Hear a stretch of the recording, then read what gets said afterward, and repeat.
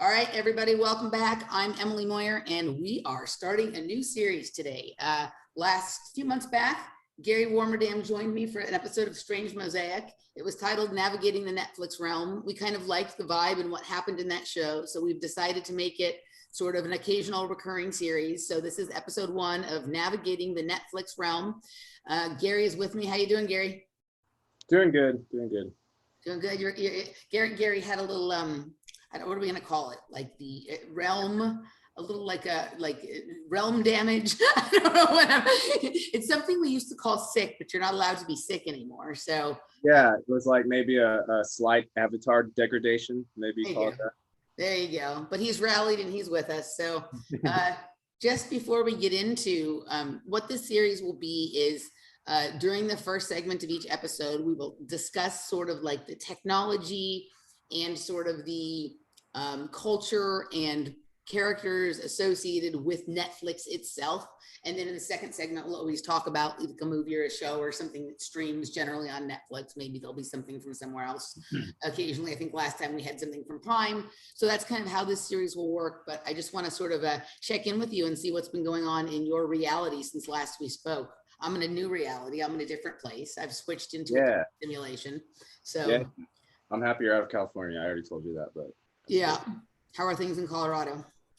It's good. We're finally breaking through into a little bit of spring/summer, and everyone has kept saying it's like it doesn't rain that often here. That was the number one thing we heard, mainly snows, and that was wrong over like the last 2 months. It rained a ton.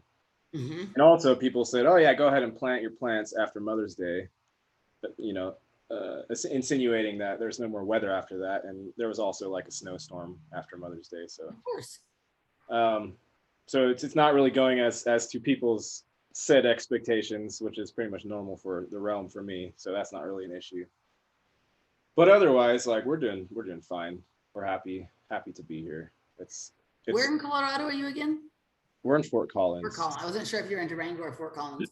Yeah, Laura used to live in Colorado Springs, and it's my observation that with the exception of July and August, the snow is a possibility anytime there, right? But it does this shit where it's like Wednesday it's 32, and by Saturday it's 96, and then it's 65, and then 12, and then right, like it's the most fucking schizophrenic, chaotic weather I've ever seen.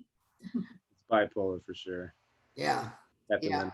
But I like it. I like extreme weather. We had some crackling thunder the other day and lightning, and you know that lightning where just the whole room turns white for a second? Yep. The really cool lightning. We had a little bit of that. We had some of that last week. Yeah.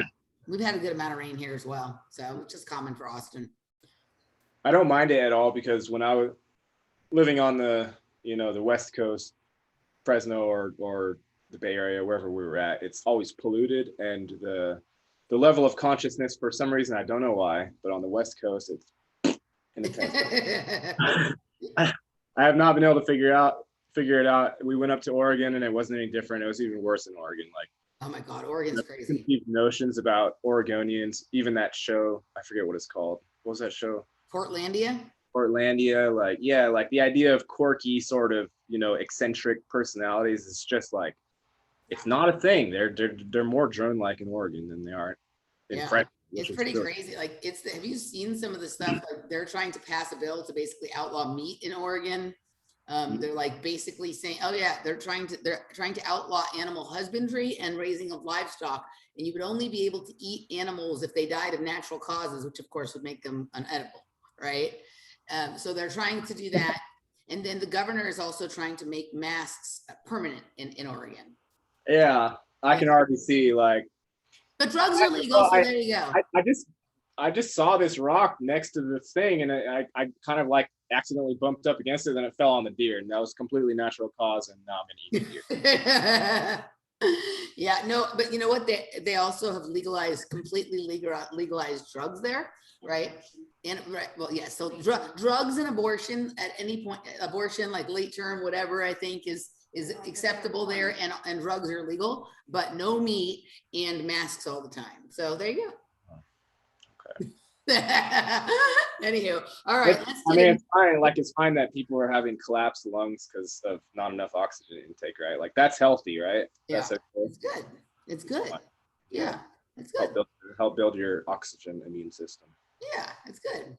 All right, so let's get into it. And I think we'll start with you and what you've been kind of digging around and coming up with as far as Netflix, the Netflix, sort of reality. Let's see what you got, Gary. Okay, so we'll get back to here, back to screen share, back to notes. I felt like I was back in school or something doing research. It was actually kind of fun. Yeah. Okay, so don't let everybody see your Synchronic notes until we get there. Right. Well, I already went past it. All right, cool. So Netflix, founded in 1997 by the main two people are Reed Hastings and Marc Randolph, right? Okay. I wanted to get into the numbers just a little bit. The 2020 operating income was 1.2 billion. And I also had to look up what operating income meant specifically, and it basically means profit. So it's operating. They use the same term twice, which doesn't make any sense, but they said operating income is operating income minus operating expense. Okay. So it's basically profit. Okay. Reed Hastings. Reed Hastings is the one that I don't like as much, and we'll get to why. Okay. His net worth in 2021 was 5 billion, roughly. 60 years old. He lives in Santa Cruz, California with his wife, Patricia, and they have 2 children. And this is his house. Okay. And it's kind of interesting looking. This is like a Google, looks like a generated, the trees look all funky, but this is the actual picture. It's an actual picture of the front of it. Has a strange sort of cross looking thing on top of it. Maybe there's some symbology there, I'm not sure. Okay. Reed Hastings, and I went and found their Twitter, and this is why I don't like Reed Hastings, because I found this tweet. All right. In California, more people vaccinated first dose than known cases of COVID, 3.4 million versus 3.3 million. We need 10x more. Yeah. 34 million vaccinated. Yeah. So not a fan of Mr. Hastings due to that tweet. Right. Marc Randolph, on the other hand, is more likable of a personality, in my opinion. Okay. Net worth 2021, 500 million. So he's not as rich. He's about 1/10 as rich as Hastings. A little bit older. He's 63 years old. He also lives in Santa Cruz. His wife's name is Lorraine, and they have 3 children. Okay. And then I found a tweet of his that was a bit opposing to whatever Hastings tweeted, because he's like backpacking and just chilling out in the mountains, saying that keeps him sane, right? Okay. All right. So he seems like a little bit more of a person. A little bit more of a person. Yeah. Any relation to the William Randolph Hearst family? Like, I don't know if Randolph is a middle name with the Hearst, or if it was a family, 2 families come together. It just came to my mind that maybe there was some sort of connection there. Did you see anything about that? I didn't see anything about that. Okay. This is all just pretty superficial research. Yeah. Okay. So I have a question. So let's go back to that house with Reed Hastings. So what's striking me sort of odd, I'm not saying it's exact, but this looks okay. So did you ever watch the movie, the TV show Devs? I think it was on Hulu. I can't remember if it was on Hulu or on Prime. It was not on Netflix. Did you see the movie, the TV show series Devs? I don't think so. It doesn't ring. So there, when we look at this house, the side view, that looks kind of like the lead character's home, the house that was kind of, so basically with Devs, they were working for a like Google-ish type company that had a very, very, very high-tech quantum computer. You want to stop sharing for a second so I can show you what it looks like? Yeah. All right. So in Devs, they had a very high-tech, let's go to my other window. Where did the other window go? Hold on a second. I have too many tabs open in one window, so I opened a new window for this show with you today. All right, Dev the Netflix thing also? Super computer. I don't think it's a Netflix thing. I think it's all right. I can't remember. I think it was Hulu maybe. I'm pretty sure it was like Hulu or some other weird thing. So this was the supercomputer in devs, right? Here's another view of it. This So was it's a holographic thing type. Yeah, it's a quantum computer that has to be completely isolated, right? Like it's like like there's no like where the actual computer sits, it's completely like isolated, and then they work in these stations sort of around it. Let me see if I can find a couple of other interesting. So this is like there's like an area in the middle of the building where it's suspended in air, basically. Sure. Okay, but this is the guy who is the head. Yeah, it was on Hulu. Okay, this is the guy that was the head of the company, and he lived, and this place was out sort of in nature somewhere in the Bay Area. It could be someplace like Santa Cruz, right? But the house that he lived in this show was actually almost, I don't know if I can find, I was looking at the supercomputer, but the house that he lived in looked very, very similar to the house that you just showed me. Right. So I thought that was the first thing that kind of jumped out at me, was that the tie in there. So here's some more pictures of the quantum computer. They're pretty interesting looking. You know, I don't know, like I find some of these high tech supercomputers and quantum computers look a lot like wire wrapped jewelry that I find at festivals that are related to like Burning Man and stuff like that, which begs other questions that we can get into another time. But yeah, this was the quantum computer from devs. But his house looked kind of similar to that. And what you were talking about in terms of, I'm going to stop share. Let's go back to your, show me if we can pull that house back up. So his house is like, while it looks pretty basic and simple for someone who's obviously as rich as he is, right? Like I'm becoming more and more interested in all levels, and we'll get to this when we get to my part, like architecture that has inexplicable shapes to me, right? Like I'm sure if we talked to an architect or an electrician or an engineer or whatever, they might be able to explain why it makes sense to build a house certain ways.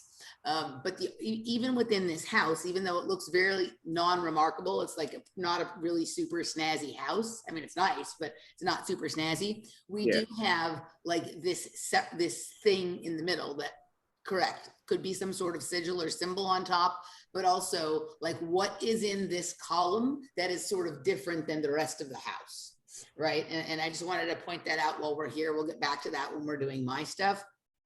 So, okay, I just wanted to sort of comment on those before we got away from them. So carry on with your stuff. That's about it for as far as researching them. I also wanted to, well, let me go back to sharing again real quick. Just so you and the subscribers can get a feel for the people themselves. Yeah. Usually if you can hear someone talk for a couple minutes, you can sort of glean a bit of something out of it. Yeah. And so this one here, first I'm going to go to Marc Randolph. Okay. And we can just hear him for a minute or two. Got to get past the ad first. Yeah, make sure you share sound too. I hope we get past ads in general, like completely. Right. Skip ad. Okay, you can still see my screen, yeah? Yeah. So this is Marc. But this is Marc Randolph. Learned. We tried things. We tested things, and each time you do a test, even though it may not solve the problem completely, it does illuminate the path forward just a little bit. At the very least, you've learned what doesn't work, and you can try a different direction. And little by little, in our case, it took a year and a half, but eventually, you finally, if you're lucky, stumble onto the business model that actually does work, that's repeatable and scalable, and where you can actually, lo and behold, charge more for it than it costs you to deliver the service. Yeah, that's one thing I hope that budding entrepreneurs really take seriously is that, and you talk a lot about how the founding stories, the tales of how a company ends up finding its working business model. There's a certain specific language. The reality is far more messy than that. And I've heard nobody's encapsulated it quite as powerfully as you, which is most people will say, hey, business is like its own language. So that's Reed Hastings. Let me also bring him up just so we can see his face. And all right, so that was Marc Randolph we just watched?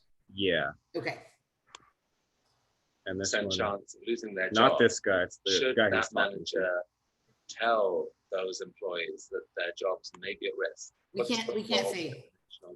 Can't see anything? No, you're not. You stop sharing. To the candidate and to tell the potential, the employee with a potential job loss about it, to get their opinion on it and involve them. And we try to develop, mature thinking people. And I'm not saying it doesn't scare them, it does. But on balance, they would rather be involved. This is Reed Hastings, okay. This is Reed Hastings. More effective on executing it if we're, changing in some way like that. So, we really want people to be involved and trusted, and it is harder. If you want to have a simple job where you don't have to think and you can just work, 8 to 5 and have no worries, we're not the right place. And if you're the kind of person that wants to grow and learn and understand more, and you're willing to be challenged in various ways, then you love Netflix. I mean, is this an instance where, again, these two legs belong together? I didn't want to go too far into this. You're recruiting and retaining. That's not particularly interesting, but just gives you a feel of the people to some extent. So it's interesting to me, okay, so we think about what Netflix is being presented to us as like a streaming service, right? A place where you can go and on demand watch either pre-existing movies or television shows, or ones that were created for them, or ones that were created by them, right? So it really, the way that he's talking about how this is so groundbreaking, as if it's we're watching movies, we're watching TV shows, right? And so it really begs the question to me, what actually is streaming, right? And what, to me, there's always multiple reasons for why something becomes important to do, right? And why is streaming is a little bit better, different than regular on-demand kind of stuff, but not exactly, right? What else does that technology enable, right?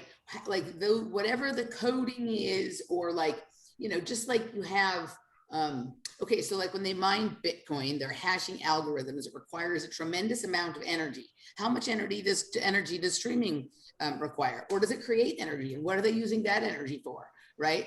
What else is streaming? Are they piggybacking things along with that? It starts to open up this entire conversation, because otherwise, why is there so much, he's talking about how we have to try new things and be experimental, and this isn't the job for you unless you're willing to dedicate your whole life to it. It's we're fucking watching movies and TV shows. Yeah, it's not new. Let me share one more time, because I wanted to show what I found out earlier. Okay. And it was about using human bodies for mining. Right. That's the Gates 66 patent 666, right? Probably. Yeah. I think Google holds the patent. Yeah, it's Microsoft. A few weeks after Bill Gates stepped down from his board of directors, Microsoft patented a system that uses the human body to mine cryptocurrency. Microsoft has patented a system that uses human biometrics such as body heat and brainwave activity to mine cryptocurrency. And it is, yes, 06060. Right. So yes, in case anybody can't do the numerology on that, it's just 666. Right? Yeah. Okay. So this is one of these things that it's okay, what, I mean, we can think of all the truly sick reasons why this might be appealing to people, right? But there's other possible things going on as well, right? What are they doing with all of the energy being created to mine and used by mining? Now, there's somebody who I know tangentially, he's a friend of mine, but I don't know him super well. He comes to Conspiracy Cocktail, and he works a lot on things related to the blockchain. And one of the things that he has mentioned in sort of offhand conversations is that these out hashes and these codes that are created with the blockchain stuff, all that energy that's being spent mining stuff, it's actually being stored in the code. And the code can later be opened up and then the energy is available again, right? Okay. With something like streaming, is this a process of moving energy from one place to another over the digital realm? Or is it using that energy to cross into another realm that we think we're watching some like digital platform kind of thing, but is it being used as energy in the physical world for something else, right? Yeah, possibly. Okay, so, and this is where, are you complete on the two of them? Can I go to kind of where I'm going with things, or do you have something more? All right.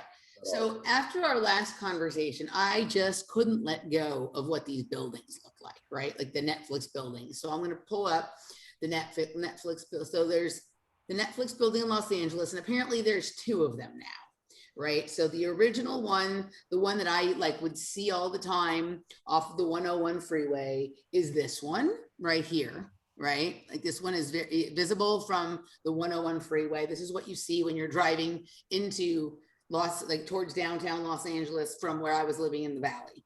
But there's a second building apparently now, and this is the second building, right? This is the second building. They've expanded to a second building, right? Mm-hmm.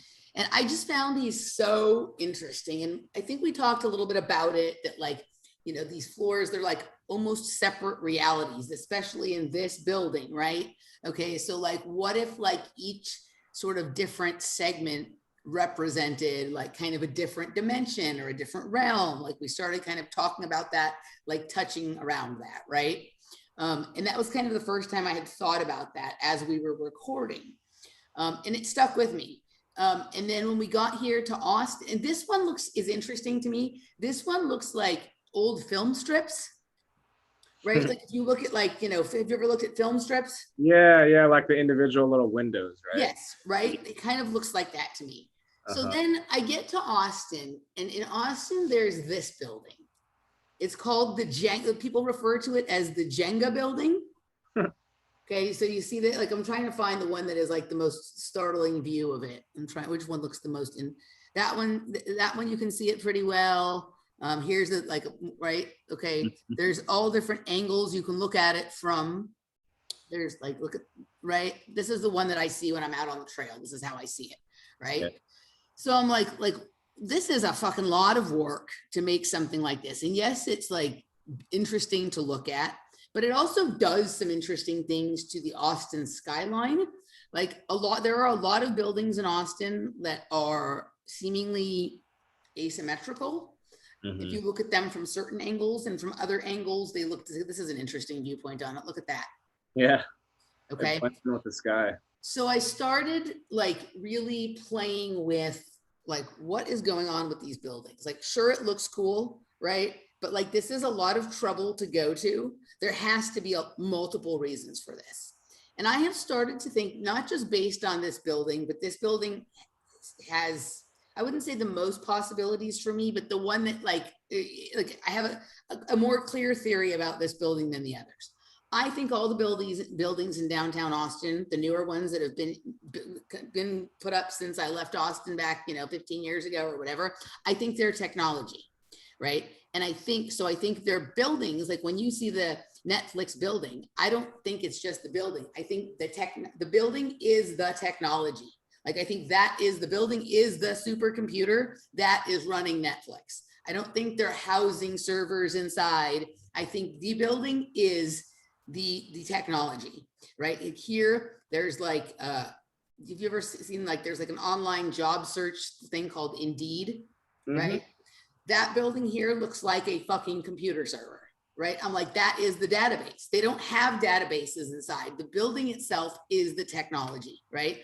And this is a technology that has, more implications. So when you look at something like this, all right, this is what my mind wants to do. And I've been working on this for weeks since I knew we were going to do this. And I'm going to try and get it across as clearly as possible, but I'm still not all the way there yet on the theory, but I want to get it out there.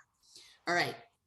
When you look at this building on the top of this is what's on top of the building, right? And it's like, there's like petitions where people are complaining about what the top of the building looks like, because it looks like it's not finished, right? Mm-hmm. But if you look inside there, so this is a fence around it. there is a square inside of there. Let me see if I can find a better picture where you can see there's something in there.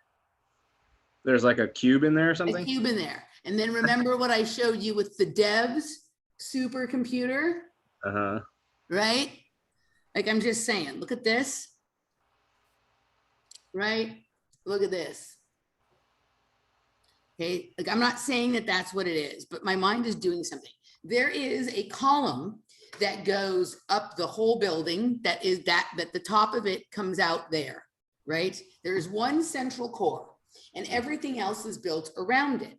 If you look at the fence around it, it isn't even the core part of the building. It's the part in the middle. Everything else has segments that stick out in different directions, but particularly bring your attention to this floor right here, right? Let me see if I can zoom in closer. This. Mm-hmm. Okay. Now, we're staying within the Netflix realm to come up with this theory, but if you watch the OA, which was a Netflix series, in the second season, the FBI agent, instead of arresting the kids who are on the run, right, he helps them. He lets them go. And before he lets them go, he asks them he tells them what connects dimensions. They said what? He said spaces, like buildings, like houses. And you watched OA, didn't you? Yep. All right. So in OA, like, the second season was largely built around this mental institution, right? So it was like a psych hospital, right, in one dimension, and in the other dimension it was abandoned, but the building was the same. And they were able to ultimately communicate across dimensions with Prairie based on going to that building, right? And in the first season, Homer's near-death experiences were in that building, right? So what it seems to me is if the building exists in both places, then you can move through dimensions there, right? Now, that might be okay. So if there's a dimension you want to go to, and you want to build, you need to have a building in the same place, right? But if you go a step further, what if you don't want people from the other dimension to be able to access certain parts of your building? Well, you take a slice out of the building, right? This becomes an area that is not, let's just say that in the other dimension, this building is just a straight building, right? Like, so only the central core part is connected between the dimensions. And then it creates a scenario where there may be some overlap in some of these other offices, but really it's just the central core. So the offices that are over here, can you see where I'm pointing? Right? Okay, so those are like still, and this can even get down to floors. This is still like, you could do psychic spying or remote viewing or traveling between these floors possibly, right? Depending on like if that existed in the other realm, but this is out from the rest of the building, right? So if that didn't exist in the other realm, then all of the offices over here, or whatever the fuck is here, the servers, the technology, the people you're hiding, whatever the fuck it is, right? Like, that isn't accessible from the building in the other realm, right? And then this floor over here isn't even accessible to, let's just say, like, there's some sort of technology that allows people to move through floors in the building, right? This thing is out here all on its own. So this is the only place, this part right here is the only place that is completely protected from other realms. Like, this could be like a situation where there's one realm that is like in the building is at this angle, one realm that's at this angle, all this kind of shit. But you have this one floor. This is where the corporate secrets, or you're hiding the film that you don't want moved to the other dimension so that the people who are living in fucking Nazi America don't know that a free America exists or something like that, right? You know, this is what my brain won't stop doing it. Emily, I'm like, stop it. This is fucking kind of thing, right? All right, so then I'm like, what is this building? This is not a Netflix building, right? So we'll get back to Netflix in a minute. So I went looking today, like, what actually is this building? Like, I was talking to my friend Robert Phoenix today. He's like, I was telling him my theory. He's like, Emily, I think you need to, think about corporate espionage and stuff like this, right? Like, this would make it challenging, right? If this was going on across dimensions, or even if it was just like, if someone can get into the building, they can, you know, sort of psychically spy or remote view stuff, but they can't be connected to that, so they can't kind of thing. I don't know. I'm making shit up. He's like, Emily, you got to get in that building. So today I go and see what the building is. Right? And the building is called the Independent, right? Austin condos. So my question is, who the fuck lives in this building? Who are the people that live here, right? I mean, these are pretty startlingly, I mean, it's nice, right? Probably. But even look at this stuff. Like, think about what our like computer stacks and motherboards look like, right? And how each little part has a thing that it does. And all the buildings in Austin, all the new buildings are looking weird like this, right? They all have segments that are cut out, like where there's like something moved over, or there's like something within something else, or some part that's missing or whatever. I'm like, what is this shit, right? So these apartments are nice, but like, to me, like, I want to know who lives on that floor, right? Who lives here? Who lives on this floor? Could you go in there and explore it yourself? I'm gonna try now. I mean, I don't know. It's an apartment building, so our condo. So I don't know if there's. I mean, I guess my task is to try and meet somebody who lives there. Yeah, or I mean, I'm assuming they get deliveries and stuff like that. Maybe you could just pretend to be a delivery person. Ah. Maybe a delivery person. All right, let's also just see if there's anything else in, let's see if there's anything else in the building. Like, it doesn't look like this is a place that has businesses on the bottom. Like, they have some you can rent, some you can buy, right? Obviously they're showing the views, but it doesn't look like there's a business in the bottom. I'm just checking to see if there's, but this is what the skyline looks like. This to me looks like computer parts, right? Like, it doesn't look like, you know, there's other kinds of buildings in Austin, but all of these high ones now look like this, right? There's a lot of blue in all of them, or else that's just the sky being reflected, maybe. Yeah, so I pulled up just so you can see, like, this is the Austin skyline here, right? There's some other people who apparently have been noticing things like how many pyramids there are on the top of buildings in Austin. Like, there's tons of pyramids, right? Odd things about Austin skylines. But I mean, if you look at this, and especially like if I took you outside here where I live, when you look at some of these things from certain angles, right? It's almost like if you had, you know how your phone picks up QR codes on things? Mm-hmm. If you viewed the city from certain angles and you had a particular app on your phone or were running some kind of program, you could actually pick up information off of the perspective. Right? Like that there's information embedded there, right? Like there, let me see if I can find, I mean, there's some buildings that are just like pretty crazy, right? This isn't the Jenga building. This is another one. Look at this. Right? That looks more like a computer. More like a computer, right? That's that from another angle, right? There's, I mean, everybody's familiar with the Frost building, right? It looks like an app. Let me see if I can pull it up a little bigger, right? Like, what is this? Yeah, that looks like a snow shard or like a piece of a glacier or something. Right? It's supposed to be an owl. If you look at it from one angle, you can see like the eyes here, right? Yeah. It looks like an owl, but from a different angle, it looks like something else. So like that Netflix building, like just look at this, like, look at that. It's just like, it's kind of crazy. It's so futuristic looking, right? So, and like, here's just the park across the street and you're just looking up at all of that, right? I mean, those to me look like incredibly large, like servers and some kind of technology and whatnot. So our original episode where we looked at the Netflix buildings really got me thinking about stuff like that, right? And so I think that it's some kind of, we talked about this last time, some kind of like interdimensional technology, right? So I went looking about interdimensional architecture, right? There's not much.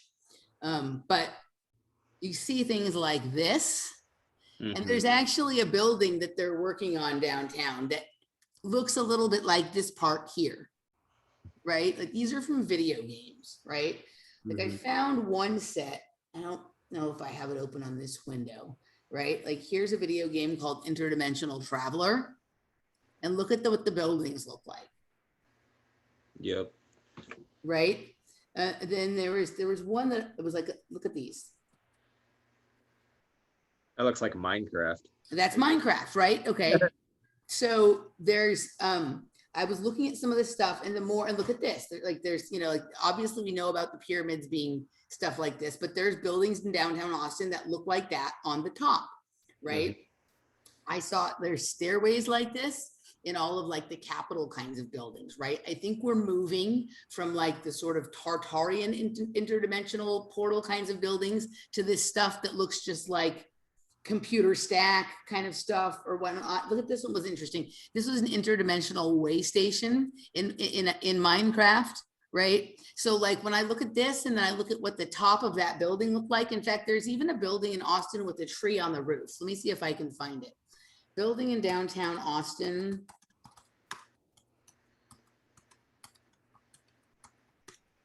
Tree on roof. And it's like a tall building, right? Let me see if I can find. It's a living tree. It's not a fake tree. Well, I haven't been up there. Let me see if I can find the one that I'm thinking of. Well, there's a lot of stuff with green roofs, but there's one in particular that you can see from the ground. It's a very, very high building, and there's like a big tree on it. You know which one I'm talking about, right? You know which one I'm talking about? That's interesting that I can't find it on here, but it's right. It's very close to that Jenga building. It isn't the Jenga building, but it's very close to it, right? So anyway, I'm not going to get too stuck on that, but this looks kind of like that stuff. So I don't know. We live in Minecraft, right? And then this was a hallway in a building in London, right? Now, this looks remarkably like the buildings that I remember from projects as a kid that I used to call the Hall of Memories, right? Oh yeah. It's interdimensional time portals, right? Like this is in a building, and I don't know that that's really what they are, but when I look at this stuff, right? This is what these buildings look like here. So I think what we're not understanding here now is this is the new era of interdimensional architecture, right? I have always been attracted to mid-century modern architecture. Are you familiar with it? Not really. Okay, so mid-century, like it's like Frank Lloyd Wright and like Neutra, and I actually have a cousin that was a famous mid-century modern architecture. So it's like you see a lot of this stuff in like Palm Springs or Phoenix or whatnot. It's like just really very simple architecture with interesting angles, right? It's not ornate in any way. And the point of it is really more about creating angles for things to like perspective to be projected off of. Right. So I actually really like that architecture because especially like if I'm doing visualizations or if I'm on mushrooms or something, I can unload the contents of my mind onto the wall and it's like a blank thing, but the angles of the architecture add depth and perspective to it. Right. Okay. So like that was kind of like a modernization of architecture from what had been previous, right, to sort of create visual access points to other realms. And I'm starting to think that these buildings are created to actually move between them as opposed to just peep into them, right? So that came from the Netflix, sort of the Netflix building, right? And I think that streaming might be a technology that sort of goes across realms, right?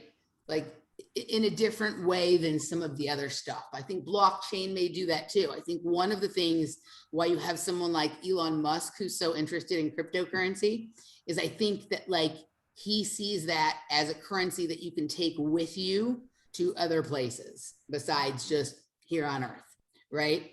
Yeah, I wanted to say something about the whole social media platform itself with relation to blockchain. Mm-hmm. In that what makes it navigatable, so to speak, is the ability for the platform you're using to retain memory of where you've been going, because the system itself, like humans in the system don't know where everyone's going. It's almost like an infinite maze, right? Mm-hmm. Where everyone's navigating and how they're doing it. But when you're on YouTube or Twitter or wherever, I noticed at some point, I'm on this gradient of like things I've clicked through back here to things I've clicked through over here. And it cross-platform transits sometimes, and still the platform that I'm utilizing remembers. So I can go back. Yep. And then I can go forward. Yep. And still see back as far as I went. And I noticed that all of the platforms started doing that. And I'm pretty sure that when they say blockchain, they just mean that. They mean like it's a memory of how you're traversing this digital realm.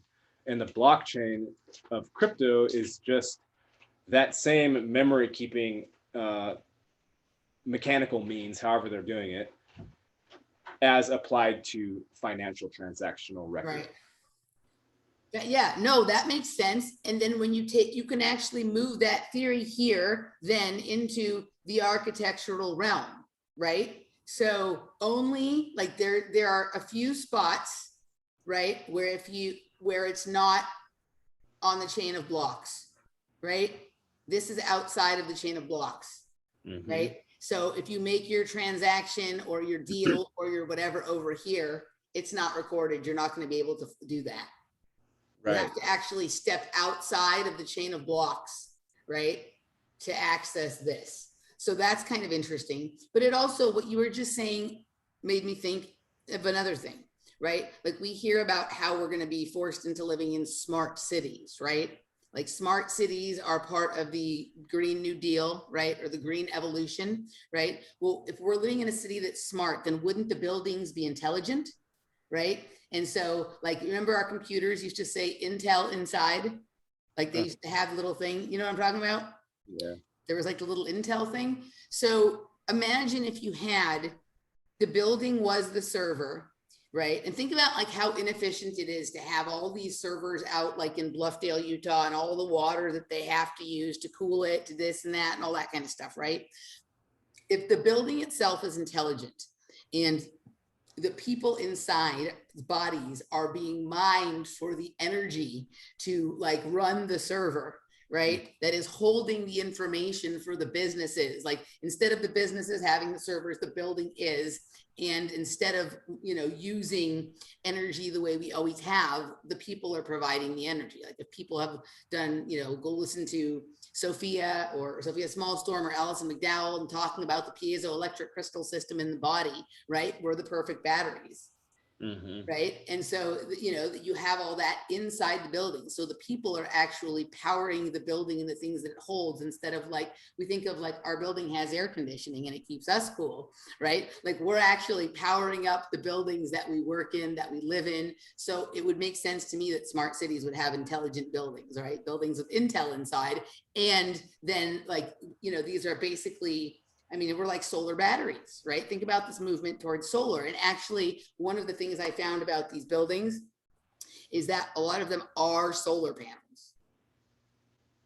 Yeah, a lot of them have solar built in as well. Well, you can look at it. They look like a solar panel, some of the parts of them. Right. Right. So anyway, so what do you think about that? Yeah, I mean, that's very Matrix-esque as well. When you think of the human being utilized as a battery, as like an energy source, and that's also like in the Carlos Castaneda books. Yep. The idea of humans being, in the Carlos Castaneda books, he described human beings as like endless flames, right? Like the human being at its core, according to him, is this pillar of flame, and from the flame goes into manifestation, and some amount of energy is lost when you're transforming that flame into some sort of manifest reality, but you can't know or remember that you are that eternal thing unless you're like back out of the distortion, which most of us can't do unless, you know, we're dying or we're taking way too many mushrooms or something, or but the whole idea of even the idea of humans as processing units or something, like I think it's pretty obvious when you're inside your little avatar thing, like it's like a self-generating reality system, and it doesn't make any sense for this reality system to be somehow like operating without having eyeballs on it, so to speak, while the human user inside of the Matrix system is not in there. There's almost no, it's like a loss of energy. So I literally see it as when we like walk outside, it's like our vision is literally populating 100%, yeah. thing, and you are processing as you're walking around the street. Simple as that. Like, yeah, you're the battery, but it's not it's not necessarily in negative terms. If you're coming into this system to experience stuff, you probably already agreed to all that shit. Like, so much of your. I don't necessarily think, like, on a certain level, I don't necessarily think this is a bad thing, right? Yeah, like, but it like, to me, it's all about transparency, and do people know? Right. But this realm is all about the opposite of transparency. Correct. So it's not the technology itself it's actually like, these are brilliant ideas. Like, why waste space having something that is just does one thing? Why not use everything for all the possible purposes it can be used for? But like, there needs to be a level of transparency and agreement to that. My guess is going to be, right, that the people that live in this independent building are incredibly like high level, either, executives of companies, or people who are working on very secret, like, ideas and technology and stuff like that.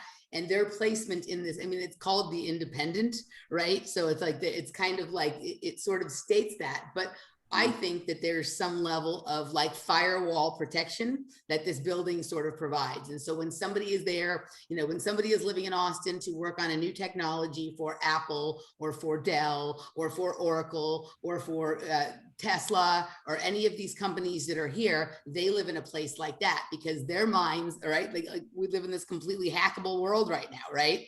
And so this is technology that's been figured out, for them to be able to sort of possibly move between realms, but also to protect their intellectual property while they're sleeping. Right. Yeah, the idea in this particular version of reality is that the mind contains no firewalls, and or anybody can hack your mind at any point and extract stuff out of there.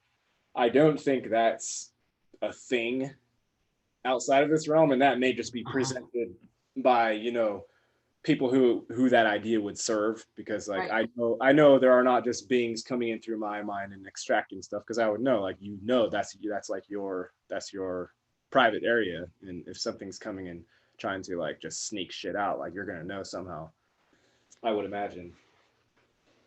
But yeah, the idea of mental firewalls, and especially that this also, of course, touches on the TI thing that's going on. Right. And that phenomenon in and of itself begs the question, is there a possibility for mental firewalls and protection that you can not necessarily generate on your own, but also learn how to protect yourself? It's very important. Did you watched Fringe, didn't you? Fringe? Yeah. I think I might have. It sounds familiar. So in season, like, it starts to come in season 4, but like when they're in the future of dystopia in seasons 4 and 5, right? I think her name was Etta, right? Etta, who was the daughter, like in the future, of Olivia and Peter. She was one of the few people who had developed the skill of being able to not have her mind infiltrated or read by the observers. And like it was something you had to work at. You had to basically create so much noise that they were unable to extract which was the thought and which was the shit the white noise you were generating to guard your thought, right? So I think there's a skill that can be learned, but I don't know that everybody has that ability or that patience to learn it. Well, you just have to look outside, like the individuals that are aware and have some sense of sovereignty, at least a little bit, are the ones that have firewalls on their mind. Yeah. And the whole rest of the sheepies, their mind is just, everybody come in, everyone, come on in. Come have a party. And that's why they're all just spouting off about supporting COVID and this and that, and believing all of the nonsense, because like all protective devices on their minds are non-existent. Yeah. Don't exist. Which makes them a hive mind, essentially. That whole collective of these NPC people running around are just hive mind nodes. Yeah. So there's one more thing I want to say about Netflix, and then I'm going to depart a little from the Netflix thing, but sort of related, just a question I wanted to ask you. I do think that Netflix had a new policy recently that you can't like share your accounts. You can't open, like it used to be that like I could watch mine on my TV and I could tell you what my Netflix password and you could watch it there, right? Yeah. And so I'm curious as to, and now like but they're also giving away free accounts during COVID. They were giving people free access and stuff. So it isn't that they're trying to make money. I think you get 5 free movies if you get vaccinated. Right. They were doing all this kind of stuff, but it's interesting that like they want more concrete firewalls between who's using, like who's being streamed to, who's looking at what. But I also wonder if having sort of shared accounts was creating a space for there to be, you know, movement between things that they decided they needed to shut down that portal, right? Yeah. Have to have an account open in 2 different places. Does that create an informational tunnel outside of their general system that they can't, right? Yeah. There is some weird thing up in there, just on a general note, with this whole idea of like the individual person versus the collective, like for these corporations to like profit off of individuals, they need them to stay individuals. Yeah. But then it's also a paradox because they're trying to make everyone conform to some ridiculous standard, as is evidenced through the COVID thing. So they're trying to like do both at the same time. They're trying to build firewalls, like you're saying, don't share your accounts with other people on one hand, while on the other hand, they're like, one size fits all, everyone wear a mask, even though we all know it doesn't do anything. We just want you all doing the same thing.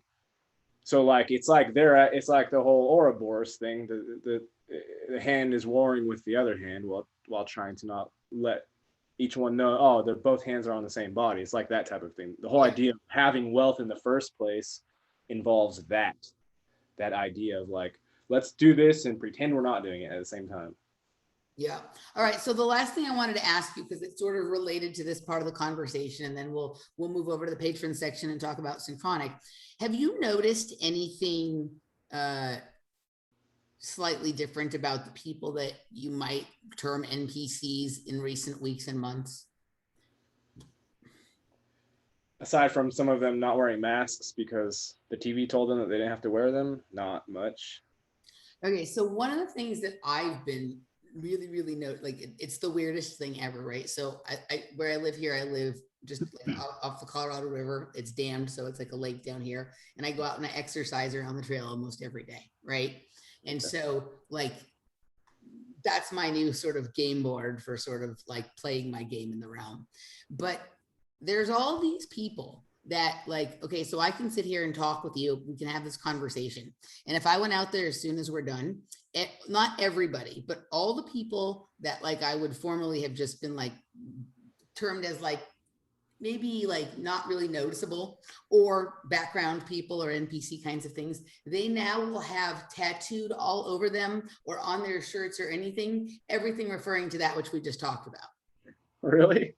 Right. I mean, like it's almost like I'll see people that have just the most random collection of symbols tattooed on their body, right? Like it used to be that like you would see people, they might have a few separate tattoos around their body, or they have like these sleeves and big collages of art. Now I see something that just looks like an inventory of symbols, right? All over somebody's body.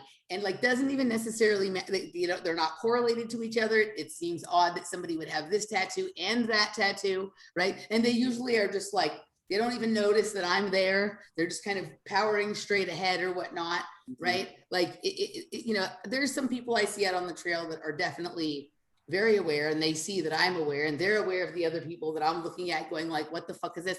But it's like, these people are just out there on the trail to show me their shirt and their tattoos. Right. And some sort of confirmation that the entirety of the simulation is somehow like needing to reinforce or somehow complement what I have just, you know, been talking about all day or something like that. It's very odd. But you're saying that the tattoos will be directly referential to something you were talking or speaking about? Totally.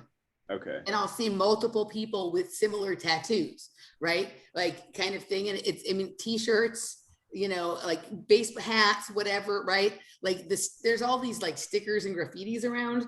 the lake as well. Now those are more static, right? But like literally I can talk about something, and if I went out there, 10 people will pass me while I'm on the trail, and it could be something weird, right? Not some, yeah, sure, if you talk about like, you know, whatever, cats, then yeah, you can go out there and see like 10 people with cat tattoos, big deal. I'm talking about something much weirder, like something much more, you know, exotic or esoteric or particular, right? Wait, so you're gonna see a bunch of people with like the Jenga building tattooed on their chest?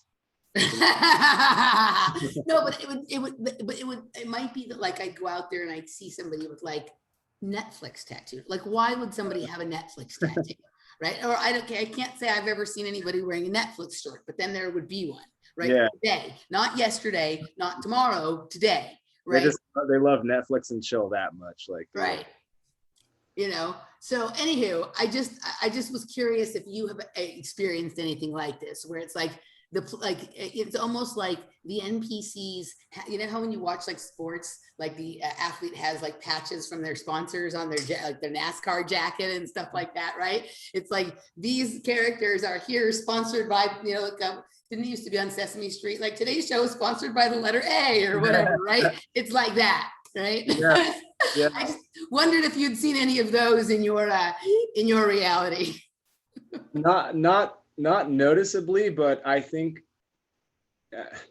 Andrea knows about this as well. I don't tend to like look super closely into other people because I don't care about them, because I think of them as mostly NPCs, and therefore they mean nothing whatsoever to me. So I have no like reason to like check out their tattoos. But there is a possibility that if I started examining them closer, I mean that literally feels like a self-generated reality. Like whatever your mind state is pulled from in order to generate the NPC landscape. Right. That's, you know what I mean? And so to me, it's almost like, okay, like, am I projecting all of this out there? And like, what is the algorithm of symbols? Like, what is the order of simple coded symbols that I have like left breadcrumbs for myself to discover, to find my way out of this shit or whatever, right? So anyway, just maybe start taking a peek when you're out and about, right? Especially if you have a place that you go on a more repetitive basis, right? Check it out. Yep, I go to the Walmart every once in a while. Go to the Home Depot. Try it on a natural trail or something. Like if you have a place you like to hike where there's a lot of people, or there's like a park or a lake or something that you go around, just sort of see what starts to materialize for you. Yeah, we were out there yesterday on one of our trails. We kind of go on off, and none of the people we saw were wearing masks. Not a single one. Yeah, well, they've been told they don't have to. So. I know, but we're so used to seeing no faces that it was just like, oh, wow, this is nice. We can see. All right, we're going to move over to the Patron section, and we are going to do a breakdown of this movie that we both watched on Netflix called Synchronic. So if you haven't watched it yet, maybe you want to go watch it before we talk or after we talk. But before we go, Gary, tell people where they can find you. My YouTube channel is just my name, Gary Warmerdam. That's where I do most of the weird shit discussions. And then Facebook also, same name. Instagram, same name. And if you want to email me, it's gapawa1985@gmail.com. Awesome. All right, guys, patreon.com/offplanetmedia or emilycmoyer.locals.com. We'll see you on the other side for a discussion on Synchronic.